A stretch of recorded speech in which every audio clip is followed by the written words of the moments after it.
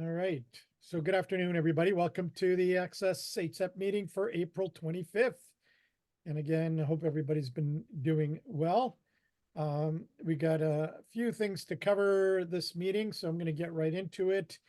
And as usual, I've got the chat open, but just unmute and ask any questions as we got through. So this is the agenda for today. I'll focus most of the meeting around some program updates that are coming up. And so that's kind of going to be the focus. I'll do the typical update on the cycle status and preparation for those of you that are, working feverishly on your action plans. And then next meeting, any ideas or suggestions, and then any Q&A if we haven't covered anything, and then we'll set the date for the next meeting. So that's what got in store for today. So again, the cycle tracking, the expiry date, and I'm going to talk about some of the implications, especially for those of you small business. Today, it's your responsibility to track it. You get notifications from the portal. Sometimes you get notifications from me. And there's still people who tend to wait to the last couple of weeks and send me all 5 topics. So don't do that.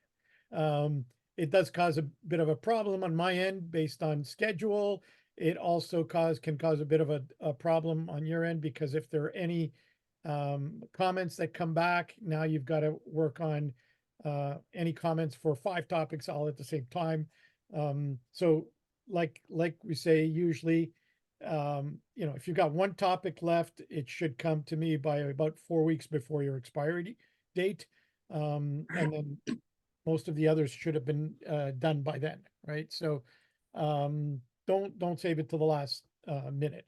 Remember, you only have 5 uploads per topic, so you package things. So you would do 1 upload with maybe 2 or 3 documents combined for your plan. Same thing for due package, couple, documents combined into 1 upload, and then check evidence package upload, and then act package if you need it. So a lot of times, a lot of you don't need the act package, so you even have extra if you want to split the due into due package 1 and due package 2 if you want, right? So please package your evidence. I still see people just uploading a bunch of files, and we have to guess, if it's clear, depending on what you put in your evidence story, then sometimes we can make sense of it. But if it's marked this way, we know for sure, because I look at your evidence story and I see, okay, you've listed 2 things in plan, then your plan evidence package will have those 2 things. You've listed 4 things in due, then that upload that you did to do, if I open it, I'll scroll through and I'll see the 4 items of evidence listed there. So makes it a lot easier, more organized for me and the validator, especially if some of your packages are large. And if you're going to have 10, 15 pages of stuff, then you should put in the evidence story the PDF page number that correlates to each of the pieces. So you might have 6 or 7 pieces. So, item 1, whatever it is, it's found on page 2. Item 2 is kind of, so we can quickly correlate the evidence story and the uploads because they should match, right? And always remember, the last thing you do after you've uploaded the evidence story and the evidence for a topic is switch it from draft to ready for review and send me an email. Some people think they've done all that and they forget to hit save at the bottom of the page. If you don't hit save, then nothing that you've done before that save will get registered on the portal. So you do have to hit save, right? Uh, and then the best way to check to make sure everything worked is if you can open the document you've uploaded from the actual portal in the uploads, then I'll be able to. So if it's something you can open yourself, which you should be able to, from the portal and view your document, then it was successfully uploaded. All right. The next part is just kind of some stuff related to the evidence story.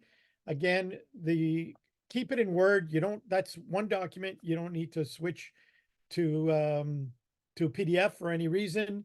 Keep it in Word. The copy you send me for sure should be in Word. If you've for whatever reason converted it to PDF for upload, that's fine. But because I make any comments right on the evidence story document, and I send it back to you with those comments, right? So it's much easier to do that if you keep it in Word format, right? One of the things that came up at our last providers meeting was the more and more cybersecurity protection WSIB is putting in. Validators cannot open up third-party clouds to view videos. So if you've been posting a link to a video that you uploaded to a cloud, they're saying stop doing that because they're most likely that link is going to get blocked by the WSIB network. And so if you do want to use videos, they have to be very short and they have to meet the 50 megabyte upload size limit. Otherwise, transcripts, pictures are just as good, right? So they don't say that you can't. Yep. Hello? Is that no, wasn't a question. Okay. So make sure that you keep your videos very, very short. That meets the requirements if you want to upload them. Videos are one thing you can't combine with any other package. So they're going to be standalone because you can't combine a video and a PDF, right? So you can use the extra 1 or 2 of the 5 uploads if you're going to use a video. All right. On the evidence story, especially for those of you small business where I use kind of the template where you answer all the questions, make sure that your final version is clean. Remove any of the comments that may be still there from any feedback you've gotten. Remove any of the red text. It doesn't look good if you've got things that say, please add here, in the final version. It should be basically everything in past tense that you did on that topic, and all sections should be filled in. Even if you don't have any activity or evidence, don't leave it blank. Just add that the check showed that you're following your procedure and all the topic requirements, and you'll continue to monitor. And then you can put NA for the evidence if you want, but don't leave it blank. All right. And then you send me, like I said, the only thing you send me is the evidence story, the final version. Everything else gets uploaded. I review the evidence when you mark it ready for review. I'll take a look at what you uploaded on the portal. You don't need to send me the evidence packages. All right. Any questions on the collection, preparation of evidence, uploading of evidence? All right, good.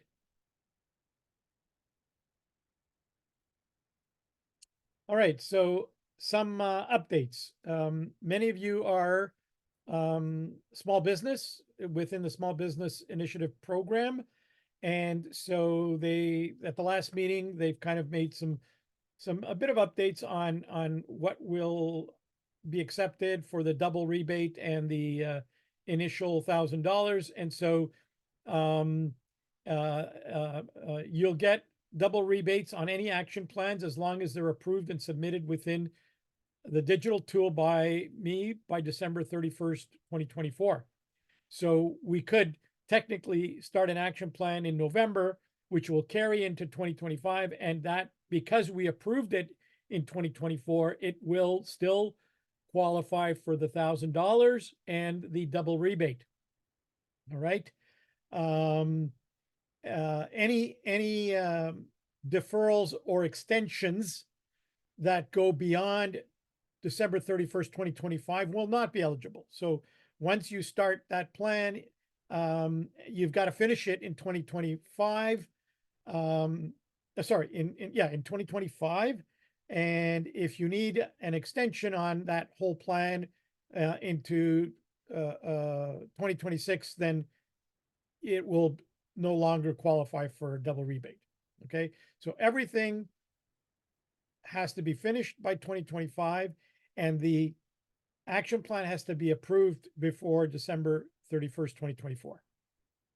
Okay, so where that has implication is if you're currently working on an action plan and you think that you might want to get it done and closed and start another one to get it in the double rebate program, the WSIB has said that you need to get everything to them by August 1st to guarantee that that plan will close in time for you to start another one before the December 31st, 24 deadline. Okay. So if they're saying that, that means I have to say, well, at least I need to see everything by July 1st, 2024, so that I can do all the reviews, give you all the feedback, get it into the kind of final shape so that we can upload it for validation by August 1st, because they will not guarantee your action plan will close for anything that comes after August 1st, 2024 to them for validation, right? And so I can't guarantee that either. If they can't, I can't. Sure, it might still get closed, but they're not guaranteeing it. If it's after August 1st, 2024 for validation, then who knows how long, because you got to take into consideration time for them to do the validations. You got to take into consideration they might do, you might get a few AERs. So there's time to do those. Then the time it takes to revalidate, if you get AERs, the time it takes for them to make the decision to close your action plan. If you happen to get selected for an on-site, the action plan won't close until after that. So there's good reasons why it could take a long time. And so they came out and said, look, August 1st, after that, no guarantee. You're taking a chance. It won't close in time to start another one under the double rebate before December 31st, 2024, right? And what that means, I have to approve your topics. So we do need time to do topic selection, get your topic selection kind of finalized, and then upload it to the portal. Then I review it and then approve it. So all that has to happen as well. All right. So that's good news in a sense, because you can probably try another action plan if you're proficient about finishing your current one and getting it closed under the double rebate. As far as what's coming after that for small business, I have no idea. So they've let us know that they'll share that later this fall. So as soon as I know, you'll know. All right. Any questions, especially for those of you in the small business that it applies to?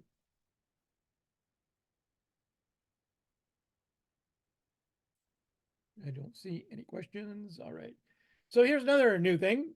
I'm on a providers group with WSIB to develop a new topic, right? So psychological safety, that's what we're calling it now. The title, by the time it gets complete, may change a little bit, but it's going to have to do with, mental health and psychological safety and all that kind of stuff.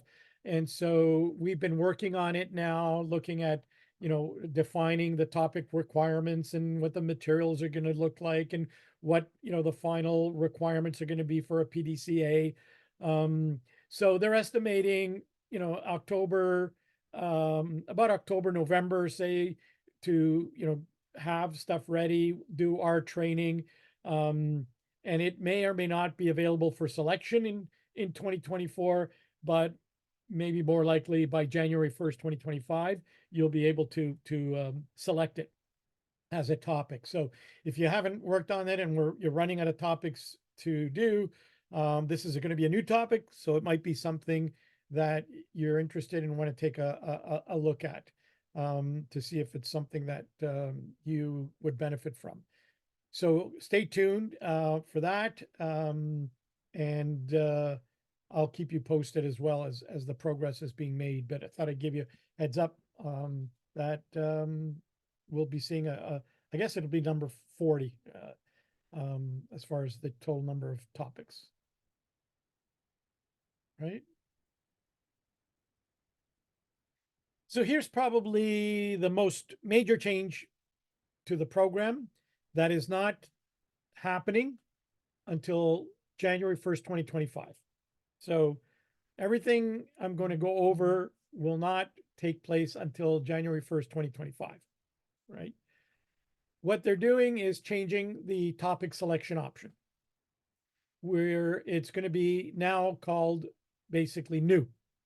So you're going to have to choose topics that are new to your health and safety program, and there will be no longer repeats, no more significant gap or change, and no more rationale form, because if it's new, there's no need to justify it, right? So what does new look like? New is a health and safety initiative, which could be a program or any topic within the program, a control of hazard topic that is new to your business. And so new means, for example, you have no policy statement, you don't have an outlined health and safety responsibilities for senior management, then you would do leadership commitment because it doesn't exist, right? You have a safety program, but you don't have anything for contractor management. So you could select it, right? These are all, so basically new, right? So what is not new is a health and safety initiative that has completed planning. And what planning they defined as is you've written a policy or a standard or procedure, whatever you call them, and it was approved. As soon as you do that, that topic is no longer new. No matter how much of the training you've done or not done or anything else after that. The threshold is policy created, policy approved. Then if it was done already, you cannot select it as a new topic. All right. So if you've drafted something, but it's just sitting with you, never approved to move any further than the draft, then it can be new, right? So you had a drafted of a, say, injury illness reporting, never approved, then you can select it as a new, right? Even if you're doing some activity, so for workplace inspection, say at your branches, you're doing them. But when you go and say, okay, where's our whole overall policy and procedure on branch workplace inspection? If it doesn't exist, then you can select that topic as new. So what that tells us is you can have activity in a topic. You can be, you could have, like, for first aid, you can have first aiders in a first aid box, right? But if I say, okay, where's your written approved policy? And you say, well, we never wrote anything that complies with regulation 1101 or anything, then topic is new, right? Because you really don't have an approved policy. That's the kind of be the threshold of kind of what defines new or not new. All right. Questions?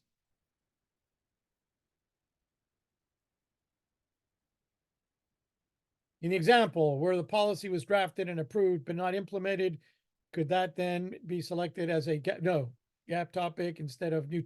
No, because there will be no longer be gap, gone. All right, so new. Drafted and approved disqualifies it. Drafted only, not approved, can be selected. All right, so gap is gone, any of that. And this applies to control of hazard topics. For example, you could have drafted something for a control of hazard topic, but never approved it. You can still pick that control of hazard topic as new, right? No matter whatever the hazard was. Okay, so the same approach, whether it's a listed topic or control of hazard topic, it's all the same, right? Now, continuous improvement, which was never part of the program. They kind of just made some more clarification on, because any of some of these examples would be ineligible. Any updating of a initiative, an element or a topic, any updating to of a program to meet regulatory requirements, Any updating to add best practices, any changes to incorporate the Health and Safety Excellence Program topic guide requirements, feedback, improvements, any of that, not eligible, right? If you pick a control of hazard topic to add some stuff to an existing control of hazard topic, not eligible. Okay, because none of those would fit into their definition of new. All right.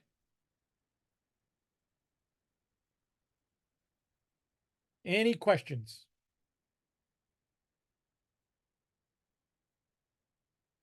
So, for those of you that have been, in safety groups and all that, it probably will start to narrow the options down. May not be doing 5, you may be doing 2 or 3 topics. You may have a period of time where there's nothing new, and then maybe, a couple of months after you're doing a new initiative, you can always rejoin anytime you have something that's new, right? You don't have to rejoin to do 5 topics. You can, if you want to get some credit for something you're going to be implementing that comes into your business as new, you can say, oh, why don't, we're going to do this. Why don't we join the excellence program and get a rebate for it, right? Even if it's just 1. So, even if you have a period of time where you don't have anything that's new, that's fine. There's no restrictions on when you have to join and start a cycle. So you can rejoin, start a cycle, and say, I've got this new topic. I'm going to be doing it anyways. Might as well get a rebate for it. All right. Questions, comments, thoughts? And remember, nothing starts until January 1st, 2025, which means that even, right now, it doesn't matter whether you're small business or large, that if you finish an action plan before the end of this year and we start a new one, it's still under the old rules. So we can still do significant gap, significant change, right? So we can still do the rationale form topic selection because it's under the old rules of 2024, right? So there's still an opportunity if you've got some significant gap topics to select those, because the rules don't come into play till January 1st, 2025. So keep that in mind as you're kind of planning your current action plan completion.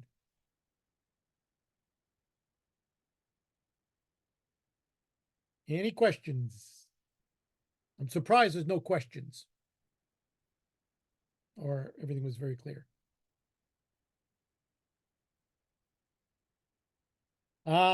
That's an excellent question, Andrea, right? So there's been a lot of discussion as to, okay, what do companies do after the HSEP? Because it was never meant to be for life, right? So, right now, if you ask the WSIB folks, right, they'll say SOCI, right? Which is the Ministry of Labor's accreditation, right?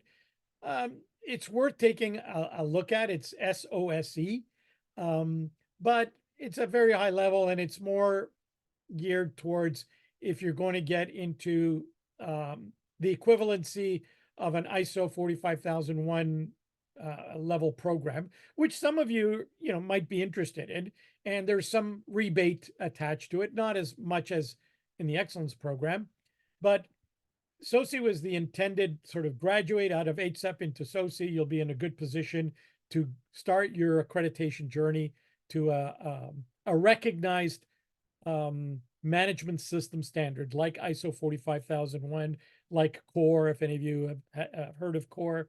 And the ministry would recognize you for that, and publicize that you're a SOCI graduate and you're ISO whatever.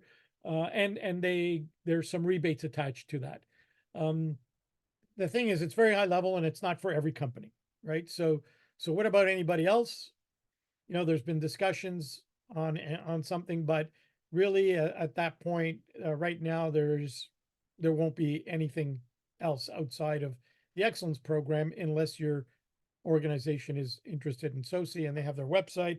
And that program is actually run by the Ministry of Labor, not WSIB. I think WSIB uses their funds to pay the rebates because MOL doesn't collect any money.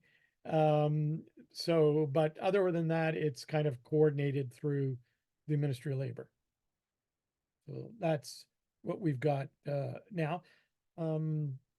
Have a look at it. All the program criteria and all the requirements and all that are all on their website. All right, good question. Anybody else? Questions?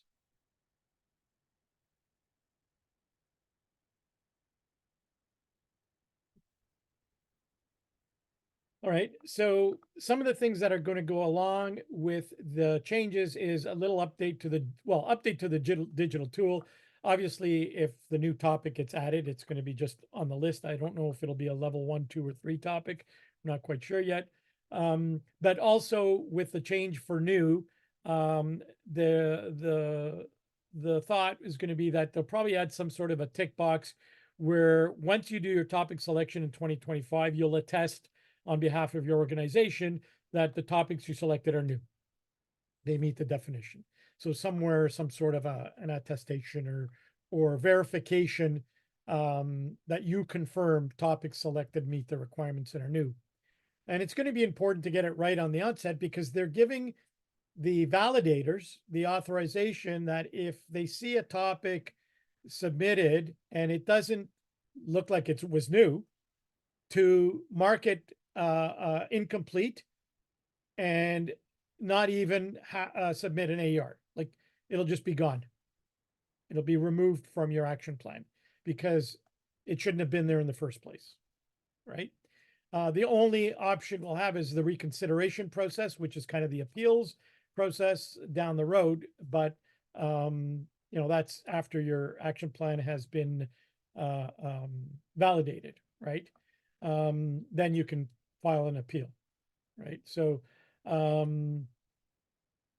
that's going to be important, really, in the essence, to get it right in the outset, to make sure clearly that your submission shows that it was a new topic, that the discussion we have in topic selection is clear that it was new, it meets the definition, right? So we don't have this happening, right? And then the other thing they said, which I don't think is much different from what we're doing now, is that there is going to be a mandatory requirement to submit some sort of a policy, procedure, or standard with every evidence package. And I think we've always done that with every topic. I can't think of any topic that wouldn't require some sort of a document that we usually submit under plan. But that it is clear now that in starting January that it will be a must. So in case people have been submitting without a formal policy, which again, I can't think of any topic that wouldn't have some written guidance on it. Okay. So those are the validation changes that kind of align with the topic selection. Questions?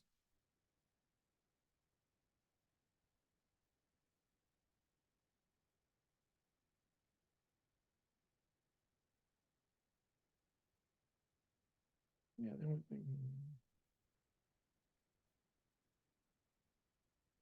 anybody, there was one thing that I know has come up is with the AARs or with the validation, most validators seem to be at least phoning you, or at least once in most cases, especially if they need some clarification. So I was just wondering, how many of you have gotten a call recently or within the last cycle from a validator?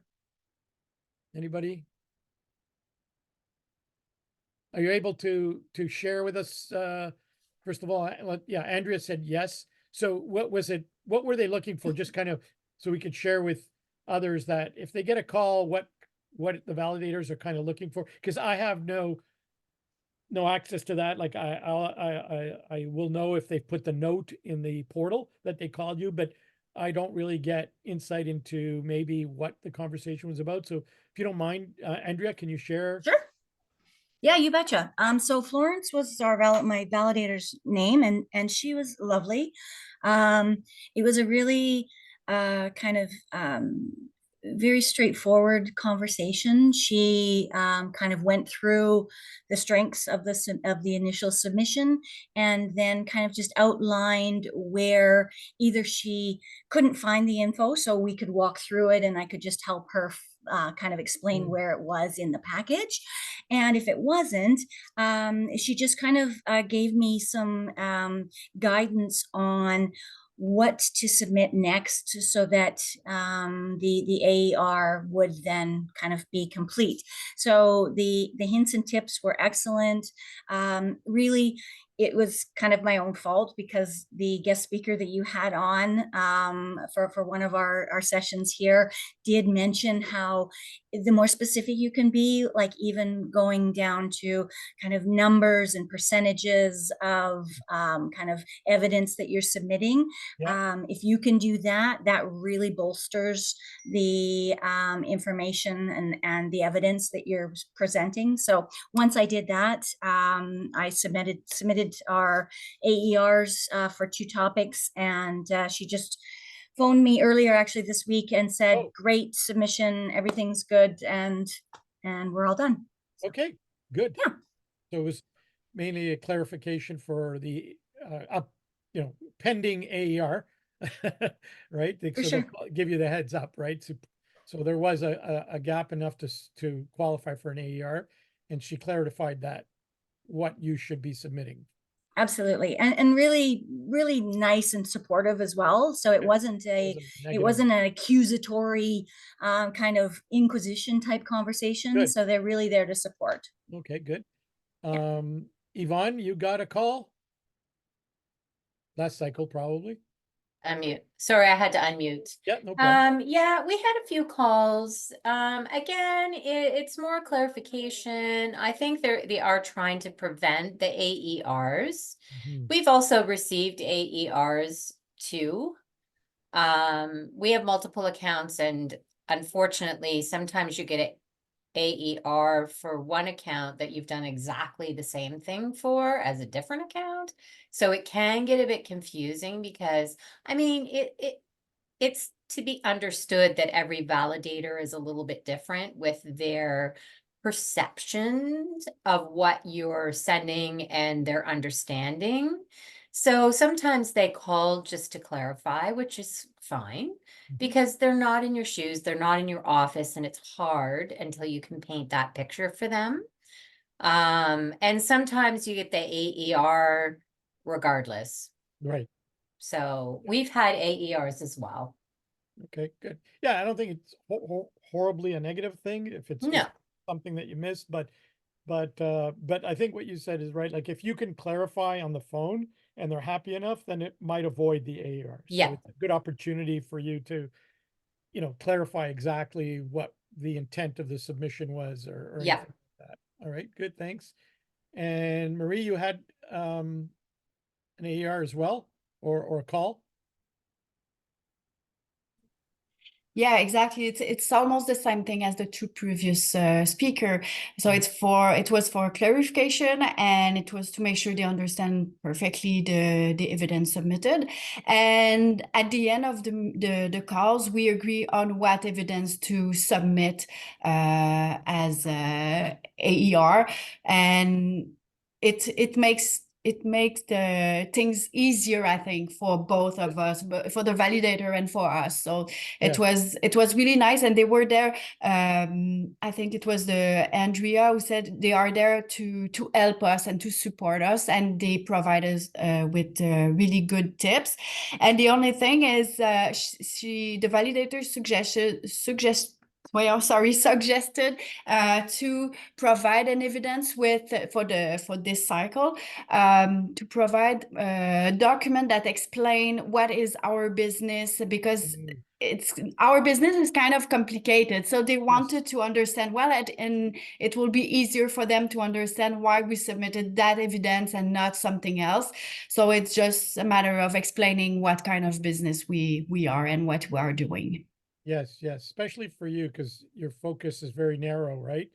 Mhm. Yeah, and I think that's something important. The more you can, and in your case, I think I remember seeing it as a separate document. Sometimes you can do that, and it's easier, right? And or you can maybe give that clarification in the plan of the Plan Do Check Act of the evidence story. If you're very specifically servicing certain types of clients, you know, you're on site with that client, versus, you know, one or two people here or there. So it does help them do that. And I think what you mentioned about, one of the things I would suggest is yes, before you end that conversation, try to get from them a clear clarification of what do you want me to submit, right? And make a note, right?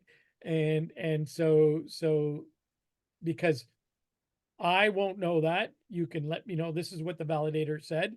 I need to submit, and I say, okay, good, because I won't know, right? And then I might say, well, you know, are they looking for this? Were they looking for that?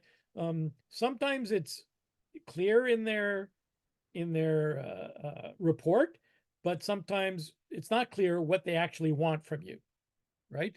And so if you can get that um, and then submit it, then you know you'll know better than I do what exactly they're looking for, right?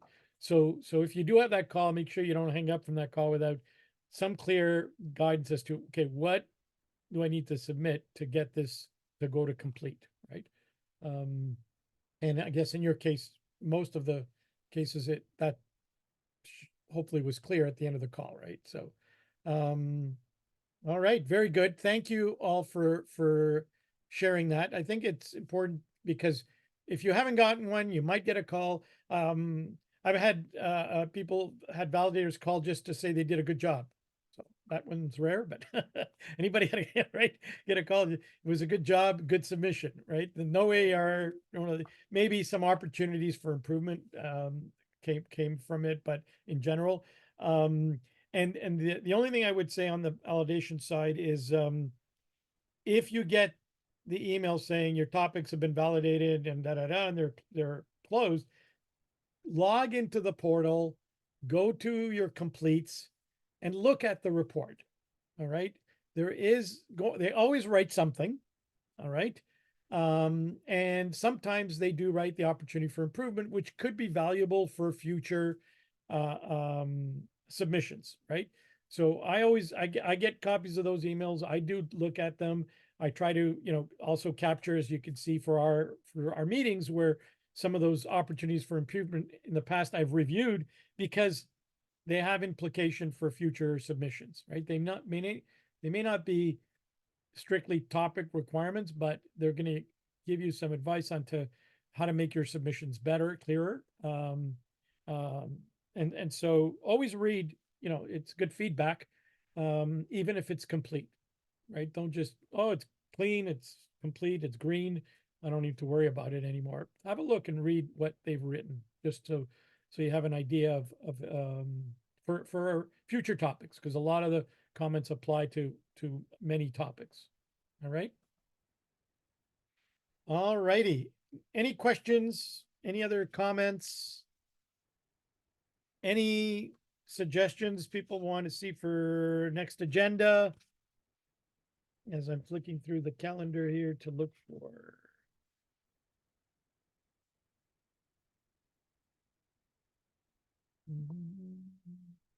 All right. If you do have anything that comes up that you would like me to review at these meetings, please send me an email. I'd be more than glad to do it. Otherwise, looking at probably our next meeting will be the end of June. around June 26th. I think that's, looks good from here, around 1 PM, same time, same channel. And that'll probably be our last meeting before we take July and August off and then come back in September, just because of all the vacations and people are away. Unless something very important comes up in between, I usually will send it out by email notification. So June 26th, 1 PM. You can note that in your calendar, and Jennifer will be sending out the invites. All right. Thank you for attending. And again, if you have any questions on anything specific to your action plans, you know where to find me. And I'll look forward to seeing your submissions, as well as if you're coming up to your expiry dates. And I'm sure we'll be talking to some of you in between now and June. And hopefully spring will arrive permanently, not just keep coming and going. All right.